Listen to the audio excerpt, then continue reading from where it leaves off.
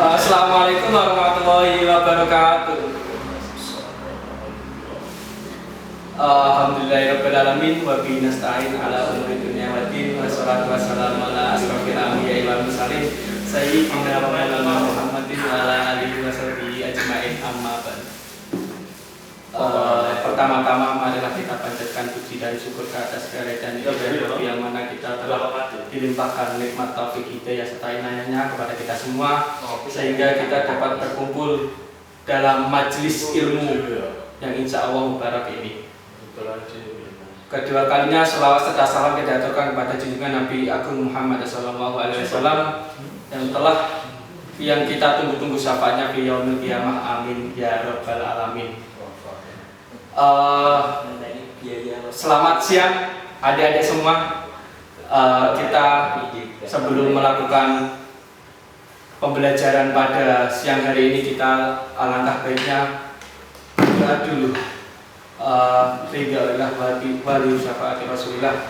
Al-Fatihah.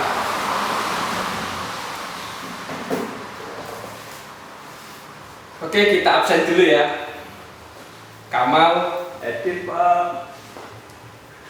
Su'ab, Hadir Pak. Udin. Hadir Pak.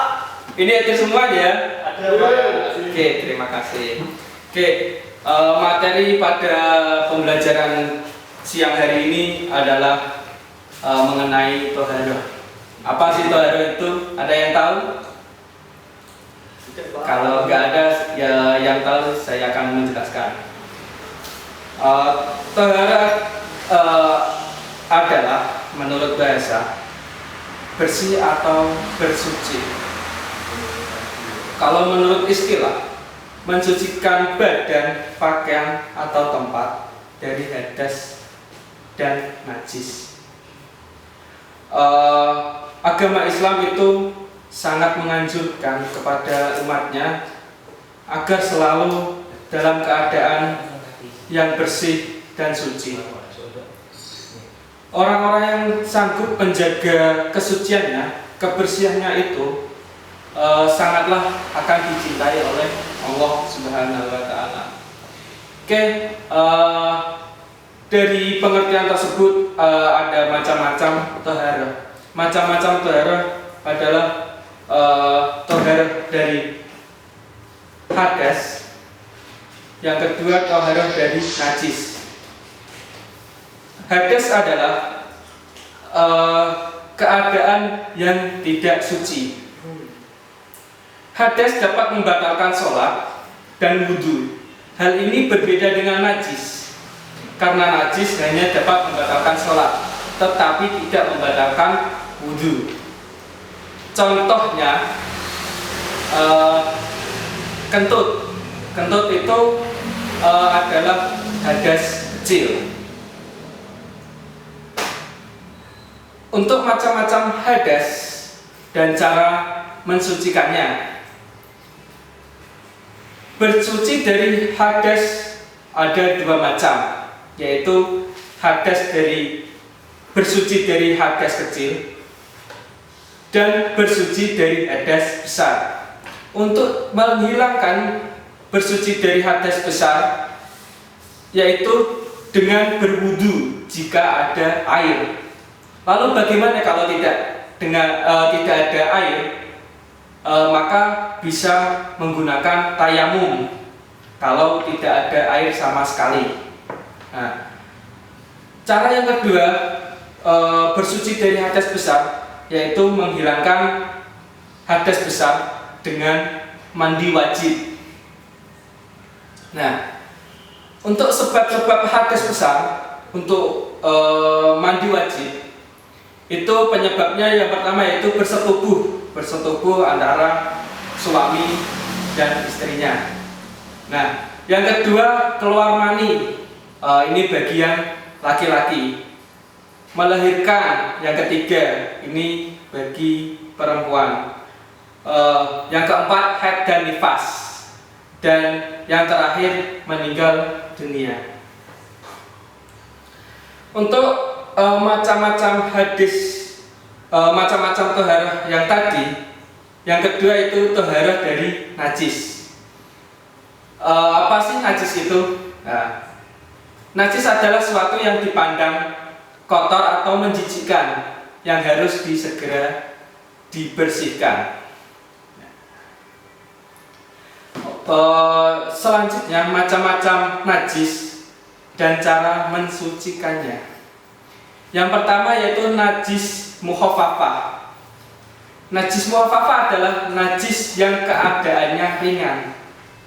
Misalnya air kencing anak laki-laki yang berumur kurang dari 2 tahun dan belum makan apa-apa kecuali air susu ibu.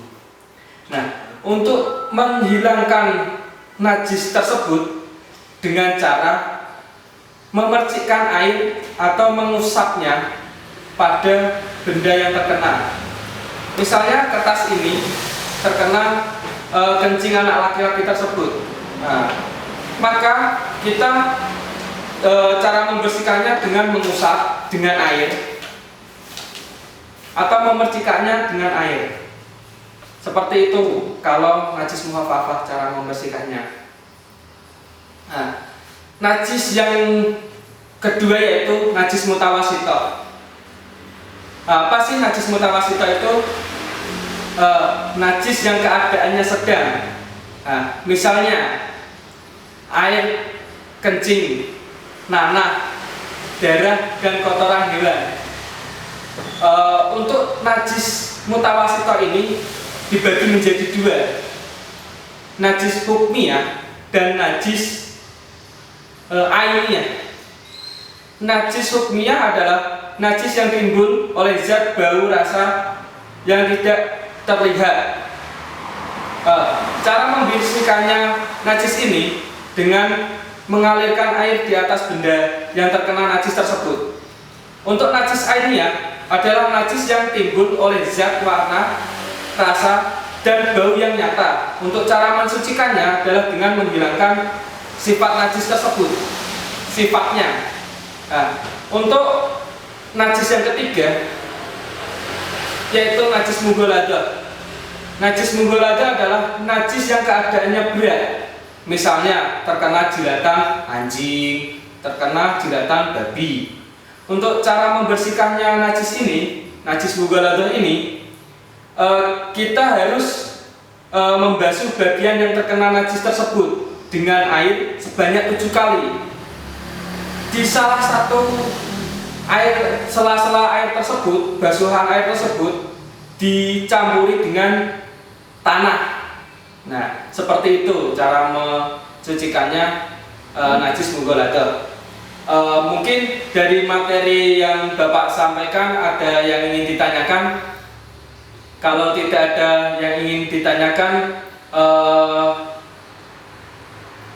adik-adik di rumah belajar bab selanjutnya, yaitu mengenai bab air dan cara bagaimana mandi besar, seperti itu. Mungkin cukup sekian dari pemaparan Bapak. Mungkin ada salah-salah kata ataupun yang perbuatan yang tidak disengaja, baik yang disengaja atau tidak. Wabillahi taufiq wal hidayah. Assalamualaikum warahmatullahi wabarakatuh.